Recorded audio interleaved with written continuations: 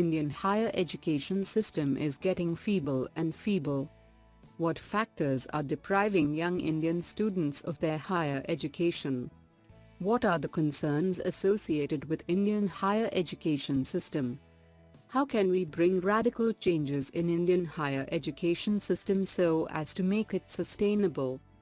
GS Paper 2, Services relating to health, education, human resources.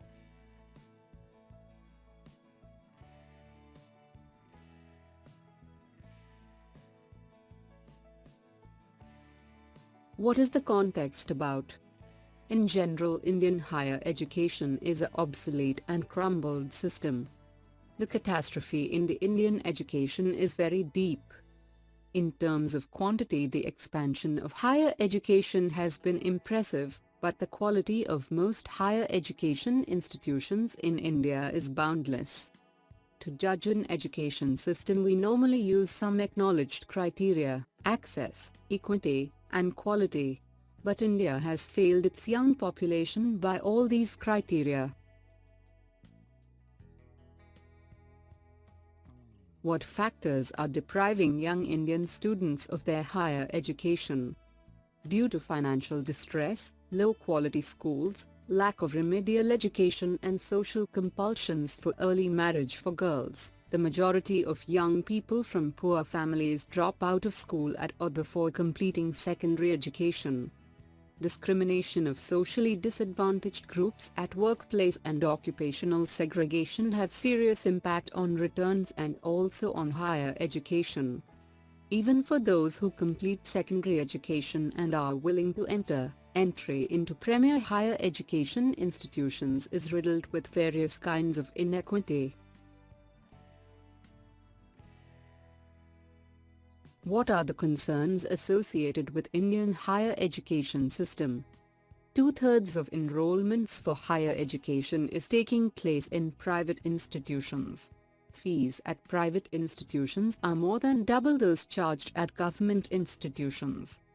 In parts of western and southern India, politicians are entering into the business of higher education in large scale, and thus colleges are turning into remunerative degree-giving factories. There are many familiar accounts of rote learning, outdated curriculum, and just cramming for exams. There are severe learning deficits in our institutions of higher education. How can we bring radical changes in Indian higher education system so as to make it sustainable? All school-leaving students should have universal access at near zero tuition fees with option to join 2 alternative streams. First, one towards local vocational institutes to learn different skills, like plumbing, welding, carpentry, auto mechanics, driving, nursing, policing, firefighting, and so on.